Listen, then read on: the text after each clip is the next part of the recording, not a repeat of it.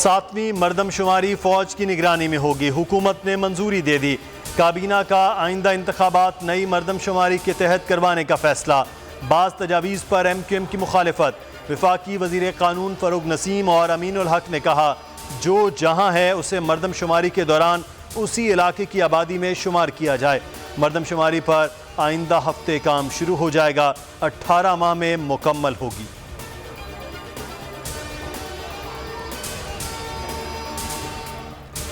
حکومت کا chairman NAB کو توسیع دینے کا فیصلہ، ذرائع کے مطابق وزراء کی کمیٹی نے سفارشات کا مسودہ تیار کر لیا۔ وزیر اعظم نے اہم بیٹھک بلا لی، فاروق نسیم، شہزاد اکبر، فواد چودھری سمیت وفاقی وزراء شریک ہوں گے۔ آئینی و قانونی ماہرین بریفنگ دیں گے۔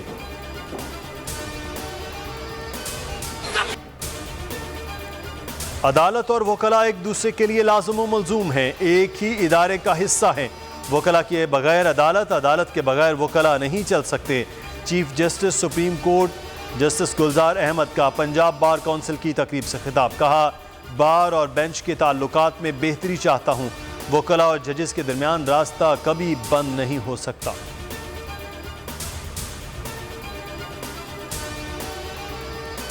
مخالفین منہ دکھانے کے قابل نہیں، جیالے آخری جنگ لڑنے کے لیے تیار ہیں۔ بلاول بھٹو زرداری کا آزاد کشمیر میں جلسے سے خطاب، کہا کٹ پتلی حکومت سازشوں میں لگی ہوئی ہے، ضمنی الیکشن میں عمران خان کا مقابلہ کریں گے۔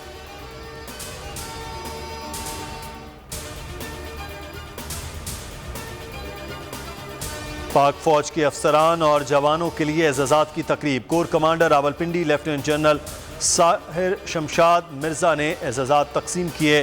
آئی ایس پی آر کے مطابق افسران اور جوانوں کو ستارہ امتیاز ملٹری، تمغہ امتیاز ملٹری اور تمغہ بصالت سے نوازا گیا۔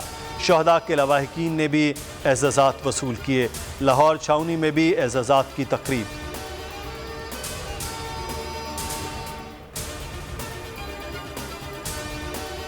لاپتہ افراد کے اہل خانہ روز مرتے ہیں، بازیابی ریاست کی ذمہ داری ہے۔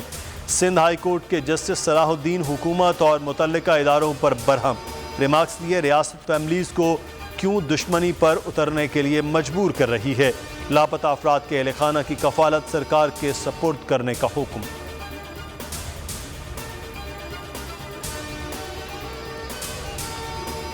سندھ میں ڈینگی بڑھنے لگا، مزید 53 کیسز رپورٹ، سب سے زیادہ 32 کیسز مٹھیاری میں سامنے آئے۔ کراچی میں 16 مریض وائرس کے شکار۔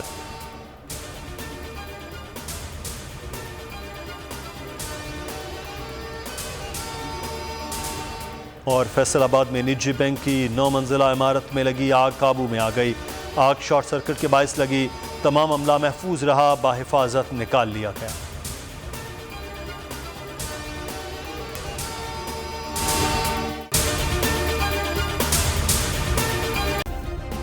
سبسکرائب کریں اور بیل دبائیں تاکہ کوئی خبر رہ نہ جائے۔